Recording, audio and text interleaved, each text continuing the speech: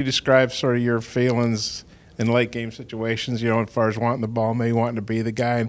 And what kind of confidence does that give you when you've done it fairly regularly now? It gives me a lot of confidence knowing that my teammates really put trust in me, knowing they want the ball in my hands in the last couple seconds, and it feels amazing to know that they can count on me to knock that shot down when we need it, and for them to have confidence in me makes it more easier on me to make the shot because I know they have a lot of confidence and they know every time my shot go up in the last couple seconds they already know it's going in. So just having confidence from them is amazing. Just as a follow-up to that, I assume you've watched some video of it. What was it like kind of in the moment, and then if you've watched a video, what was it like watching it and banking it and all that stuff? Oh, it was crazy because everybody was blowing my phone up, sending me all the videos and stuff. And after the game, I really didn't pay attention to it. I didn't get on social media at all or nothing. That's why I had a late response on Twitter yesterday. I just wanted to cherish the moment and just cherish it with my teammates and enjoy it with them instead of going straight to social media. How much time did you guys spend looking over the final, I don't know, like 10 minutes of the game and then the overtime just to see kind of what shots you guys missed and how that happened and stuff like that? We really didn't go over it yesterday. We had a little film session, but it was just more on what we can correct defensive-wise and offensive-wise, why the offense got snagged it the last 10 minutes in the overtime and what we could have did better. But just watching film yesterday, we saw a lot of things that we could have did better on the zone, but we all learning from it. ACC opponent. Now you got a team that nobody knows that much about. I mean, you all able to keep concentrated on it, and does something like Duke getting upset the other night kind of jar your attention?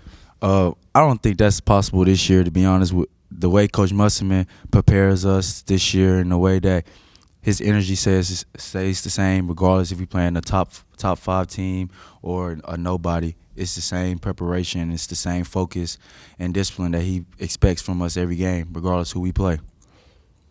Have you watched a bunch of video of the shot? Oh, yeah, I have. Yes, I have. So what goes through your mind when you're going to hit it, obviously, but what goes through your mind? It's crazy to rewatch the moment because it's so many videos out with different music, Titanic music and stuff like that. It's crazy.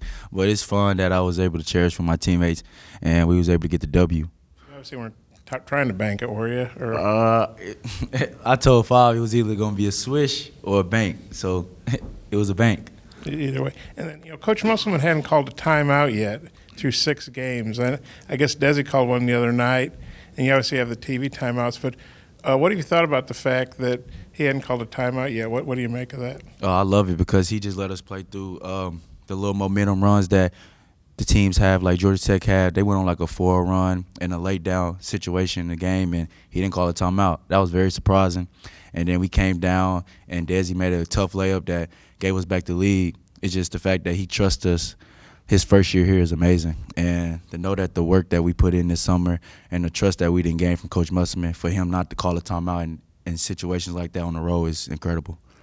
Mace, I think after the game the other night, Muss said that the ball was in the right guy's hands in the last couple seconds. Just what do you think when he says something like that? In practice we always work on late situations, and he put the ball in my hands, and it's just crazy to know that he trusts a lot in me, and for somebody to trust a lot in you like that, you don't want to let him down. So I tried my hardest to make the shot, and I made it, and it was good to see Coach Musselman and coaching staff happy because we wanted to win, and we owed them from last year, so it was good to go to Georgia Tech and get a W. A little off topic, but with Thanksgiving coming up, our viewers want to know what are some things that you're thankful for this year? I'm thankful for my parents, and I'm thankful for just the way that they have made so many sacrifices for me in my life, and they've always been there for the good and bad. And I'm just thankful for God because it's just crazy how life works in 1 year, and to see the difference between last year and this year, the team-wise, and just the things that we didn't expect coming to this year is crazy. We didn't expect Coach Muss, but that was a blessing. And then we didn't expect us to really be doing this good, like 6-0, and everybody thinking it's just crazy. Defense, everything. So I'm thankful for that, and I'm thankful for my teammates. So that's what I'm thankful for. Georgia Tech held y'all, without a field goal for a while into the second half and the beginning of the overtime. Were they doing anything different towards the end there? Oh no, it was just a March Madness game. Like I said on the radio, it was just a crazy game. Who's gonna get that last stop, or who's gonna have the ball in their hands at the last minute? And luckily, we had the ball in our end at the last second, and we made a shot to win the game and go home. So I know you hit a game winner at LSU last year, and then the Georgia Tech game. Do you remember any other game winners that you've hit, maybe in high school, junior college? Not really. I'm just focused on Northern Kentucky. I know it was a good shot, but like Coach Musman texted me yesterday, you got to be consistent. You got to be able to keep doing that every game. Do not get level-headed, nor get big-headed. You hit other game winners before Arkansas? No, sir. Northern Kentucky on film and scouting reports. They have 3 left-hand shooters that can really shoot the ball. They're like 6 feet, 6'3", 6'4". So this game, they want to shoot a lot of threes, so we know we're going to have a lot of long rebounds, and we know they're going to like to run and get to the three-point line. So we got to make sure we work on transition defense today in practice and just make sure we get ready for Northern Kentucky.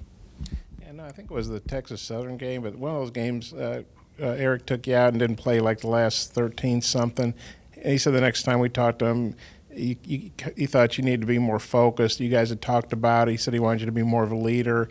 Kind of what do you remember about that? Because I'm sure that's not an expected thing for you to sit out that long. And kind of how'd you deal with that? And obviously you bounced back from it pretty well. It was tough to deal with, but when we sat down and talked about it, I understand everything, and I look back, it was really on me. He wanted me to be a leader, and me being a junior and having sophomores under me and having vets above me is just it's time for me to take another step on the court and off the court, and he wanted me to be more a leader, and that's what I need to do. Do you think you lost a little focus in that game? I don't think I lost any focus, but I feel like I could have been more focused. I came out probably lackadaisical, but I'm glad he did that because it was a learning lesson. Eric's big on to the next team. You guys watch film after a game, but that was kind of a different kind of game the other night. Did you guys get to celebrate longer, or were you watching Northern Kentucky film or going over the Northern Kentucky scout report? How long did you guys get to enjoy that one? No, this is probably the first game we ain't go straight to the scout report after the game. We celebrated it, and we got on the bus, and when we got back, he was like, next game. And we got back here, he was ready for Northern Kentucky. We woke up to a scouting report, man, it's time to get focused. Do you like that you guys quickly moved on to the next game? Yeah, I like it because he treat us like pros, and that's what he said he used to do in the pro NBA. He'd go next game, he'd be ready.